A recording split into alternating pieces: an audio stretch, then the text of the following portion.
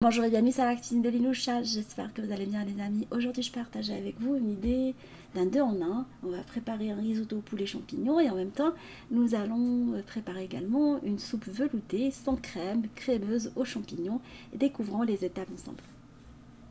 On va commencer par préparer les légumes. Un oignon qu'on va couper finement, l'oignon il va rentrer dans la préparation du risotto au poulet champignons et la soupe qu'on va réaliser en simultané comme ça. On va être dans la cuisine qu'une seule fois dans la journée, c'est difficile en fait, même si on est en confinement. Je suppose qu'on a d'autres choses à faire dans la journée. Autant en profiter pour réaliser des recettes 2 en 1. Alors une fois les oignons affinés, je vais prendre des champignons. Alors les champignons, je les avais déjà achetés, c'était déjà dans mon frigo. Du coup, je liquide les produits frais que j'avais dans le frigo avant le confinement. Bon, voilà, c'était la petite parenthèse. Et dans une marmite à fond épais, vous mettez un filet d'huile d'olive, un peu de beurre, vous venez colorer les oignons, la moitié qu'on va utiliser pour cette recette, l'autre moitié on va la conserver pour le risotto. On va râper un peu d'ail dessus, vous n'êtes pas obligé de mettre l'ail hein, pour les personnes qui n'aiment pas l'ail, frais ou congelé, ou la pâte que je vous ai montrée. On va rajouter l'équivalent de 2 grandes cuillères à soupe de farine, on va venir les colorer en même temps. On va verser du bouillon, alors j'ai réalisé un bouillon avec du bouillon cube par-dessus et de l'eau chaude. Et vous rajoutez également du lait par-dessus. Vous trouverez les mesures exactes en barre d'infos parce qu'il y a plusieurs personnes qui me demandent à chaque fois les mesures, mais je les laisse systématiquement, quand j'oublie pas, enfin pour pas dire systématiquement, en barre d'infos. On va passer à la préparation des champignons également. On laisse la soupe sur un feu moyen, voire même feu doux. Et dans une marmite sauteuse ou dans une sauteuse tout simplement, on va mettre un filet d'huile d'olive, de l'ail et on va colorer les champignons pour les faire dégorger. Hein. Comme ça, ils vont rentrer dans la préparation. On va mettre un peu de sel, un peu de poivre. Et voilà, on a vu qu'ils ont bien dégorgé, ils ont lâché beaucoup de jus qu'on va utiliser dans la soupe. Je vous propose de les égoutter par-dessus la soupe. Comme ça, on va prendre le jus, mettre la moitié des champignons dans la soupe et le reste, on va le garder pour le risotto.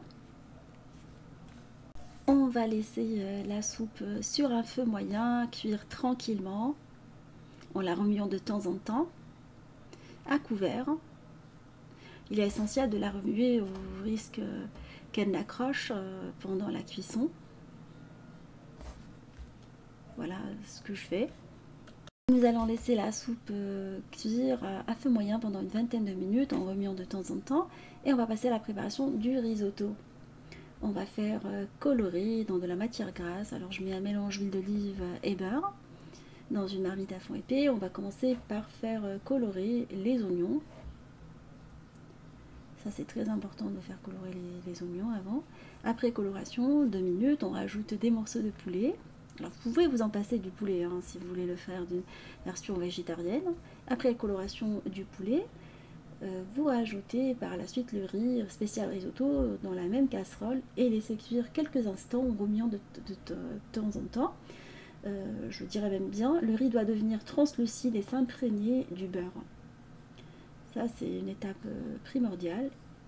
Pendant quelques minutes après, vous rajoutez une louche par louche du bouillon chaud. Alors le bouillon que j'ai réalisé avec du bouillon cube que j'ai mis dans de l'eau chaude, bien chaude, et on va rajouter petit à petit, à chaque fois que vous rajoutez le bouillon chaud, vous laissez de nouveau le liquide s'évaporer. Il faut répéter l'opération en laissant à chaque fois le bouillon s'évaporer avant d'en rajouter une autre et remuer bien à chaque fois. Ça c'est très important de faire cuire le risotto de cette manière pendant environ entre 18 et 20 minutes. Voilà l'étape que j'ai suivie pendant la cuisson de mon risotto. Et en même temps, il ne faut pas oublier la soupe qui est à côté, de la remuer de temps en temps pendant la cuisson. La laisser jusqu'à épaississement. Quand on a mis de la farine dedans, on n'a pas besoin de rajouter de la crème, on va avoir une soupe assez crémeuse. J'en ai profité pendant la cuisson des deux pour couper le persil finement, râper de l'ail. Je vais le rajouter par-dessus les champignons qu'on a laissés de côté. que les champignons, je ne les mets pas directement dans le risotto, je les rajoute vraiment à la fin, comme ça ils vont garder leur texture. Vous pouvez mettre un tout petit peu d'huile d'olive si vous souhaitez, le faire colorer rapidement, pendant 2 petites minutes, mais pas plus. Un peu de piment d'Espelette pour les personnes qui mangent du piment d'Espelette. Voilà, la coloration est 2-3 minutes si vous souhaitez, sinon vous pouvez ne pas le colorer, hein.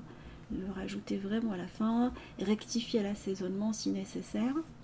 De cette poêlée de champignons qu'on a laissé de côté, c'est la, enfin je dirais pas la moitié, mais les 2/3 des champignons conservés tout à l'heure. La soupe est maintenant prête.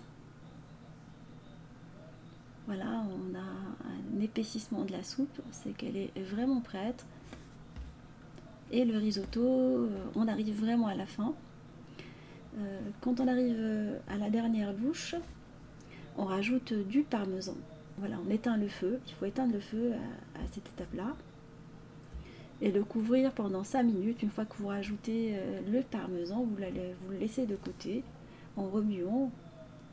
On va rajouter également la poêlée de champignons qu'on a mis de côté. Je vais mettre plus que la moitié en fait. Je vais laisser juste un tout petit peu pour la soupe parce que j'aime bien avoir dans ma soupe la moitié des champignons qui sont mixés et l'autre moitié qu'on va laisser entière. Enfin, une partie je veux dire, pas la moitié. Voilà la consistance de la soupe une fois mixée avec le mixeur plongeur. Et vous rajoutez par la suite les champignons. Un tout petit peu, hein, l'équivalent d'une petite louche. Vous pouvez servir le risotto pour le midi par exemple, c'est un plat complet, le décorer avec un brin de persil pour rappeler qu'il y a du persil dans la recette, et parsemer avec quelques copeaux de parmesan. Alors j'avais plus de copeaux de parmesan, j'avais que du parmesan râpé. Voilà, et laissez la soupe pour le soir, comme ça vous avez 2 recettes en un. Je vais vous montrer la texture de la soupe comme je vous ai proposé, c'est de laisser un peu de champignons entiers dans la soupe, ça apporte de la mâche en bouche, un petit côté croquant. Vous pouvez la parsemer avec du fromage ou la laisser comme ça. Vous pouvez accompagner votre soupe avec des friands fromage par exemple, d'autres feuilletés ou vous contenter de la soupe toute seule. C'est ce que j'avais fait le soir, j'avais trouvé que la soupe c'était pas assez. Mon homme il aime bien avoir des petites choses à côté. Je partagerai avec vous à l'occasion la recette des friands. Là je voulais pas faire une vidéo trop longue. J'espère que cette sélection de recettes vous fera plaisir à vos familles. Je vous fais des gros bisous d'amour, faites attention à vous. Et on se dit comme d'habitude, on se retrouve sur la cuisine de Limoucha avec des nouvelles recettes, un nouveau voyage culinaire et à bientôt.